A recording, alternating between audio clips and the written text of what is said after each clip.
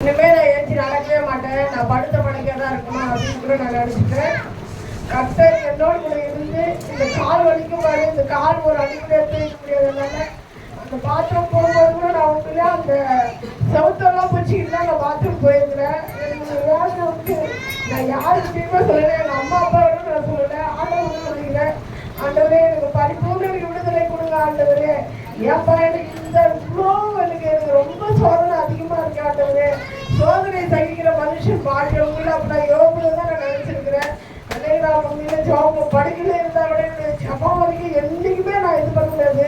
என் பிள்ளைகளை கொடுத்து ரொம்ப நான் வேதனைப்பட்டிருக்கிறேன் ஆண்டவரே. என் பிள்ளைகளுக்கு நானும் 2 வருஷமா எங்கள் ராஜேஷை கல்யாணம் பண்ணிக்கிறான்னு சொல்லிட்டு கூட ரொம்ப மனசுல இப்படி நான் படுக்கையா படுத்துட்டேன், எப்படி இந்த திருமண காரியம் நான் எடுத்து நடத்துவேன், பிள்ளைங்களுக்கு ஒரு பொண்ணு பார்ப்பேன், இப்படியெல்லாம் நான் அநேக காரியம் நான் யோசிச்சு ரொம்ப மனசாகப்பட்டு ஆண்டவர்கிட்ட விடாம நான் வந்து 3 மாதமா அந்த படுக்கையிலே இருந்தாலும் நான் வந்து சோகம் பண்ணிக்கிறேன். அதனால என் ஜெபத்தை கேட்டு கர்த்தர் அந்த திருமண காரியங்களை ஆண்டவர் வாய்க்க செய்திருக்கிறார். அதுக்காக நான் உண்மையில எனக்கு ரொம்ப ரொம்ப சந்தோஷமா இருந்து ஆண்டவருக்கு நான் ஜோம் பண்ண ஆண்டவரு. அதனால கர்த்தர் திடீர்னு ஒரு நாள் என் பையன் நான் இந்த மாதிரி பொண்ணு வீட்டுக்கு போனேன் வாமா அப்படின்னு கூட சொல்ல, திடீர்னு பொண்ணு வீட்டுக்கு போனேன்னு கூப்பிடுறேன், யாரு அப்படின்னு கேட்டேன். அதனால கர்த்தர் கிருபியா நான் போகும்போது கூட அங்கே ஒரு மனசாபத்தோடு கூட தான் போனேன். ஆனாலும் கிருபியா அவங்க உண்மையிலே நல்லா பேசினாங்க.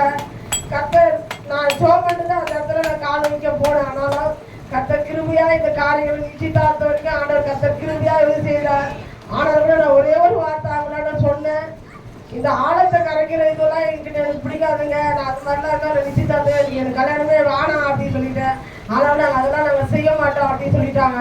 கர்த்தர் கிருபியா எதுவுமே அந்த இந்து காரியங்களை இதுவரையும் நாங்கள் எதுவுமே ஈடுபடாதபடி கர்த்தர் கிருபியா எங்களுக்கு உதவி செய்தார். நான் எதெல்லாம் ஜெபம் பண்றனோ அதெல்லாம் ஆண்டவர் உதவி செய்தார்.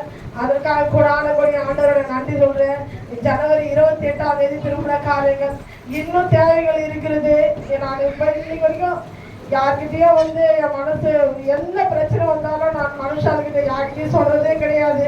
அதனால கர்த்தர் என் தேவைகளை ஆண்டவர் சந்திப்பார். நான் வெட்கப்பட்ட நாட்கள் முழுவதும் என் தலையை நிமிர ஆண்டவர் செய்வார். என்னை வெட்கப்படுத்தாதீங்க ஆண்டவரே.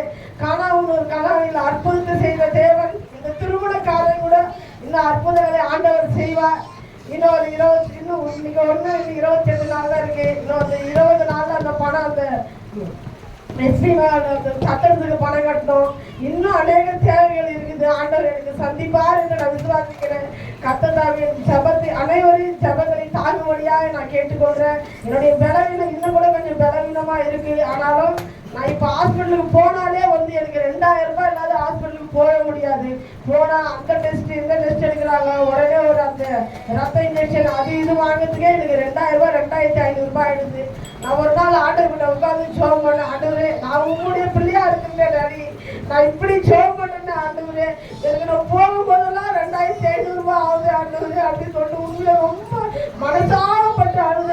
அந்த 2500 ரூபாய் இல்லை என் குடும்பத்துக்கு ஆகுமே செலவு, என்னுடைய காசு கூட இல்லையா ஆண்டவர் அப்படின்னு சொல்லிட்டு கடைசியா போகும்போது நான் மாத்திரை கூட வாங்கறதுக்கு என்கிட்ட காசு இல்லை.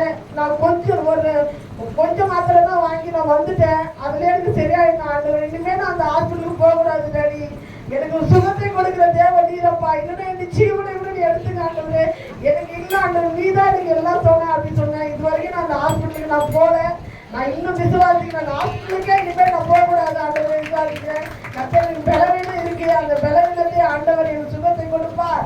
நான் உங்களை விசுவாசிக்கிறேன். கர்த்தர் தாமே சாட்சி ஆசீர்வதிப்பார். திருமண காரியத்துக்காக என்னுடைய ஜெபம் எல்லாரும் ஜெபத்தை தாங்கும்படியாக கேட்டுக்கொள்கிறேன். கர்த்தர் தாமே சாட்சி ஆசீர்வதிப்பாராக.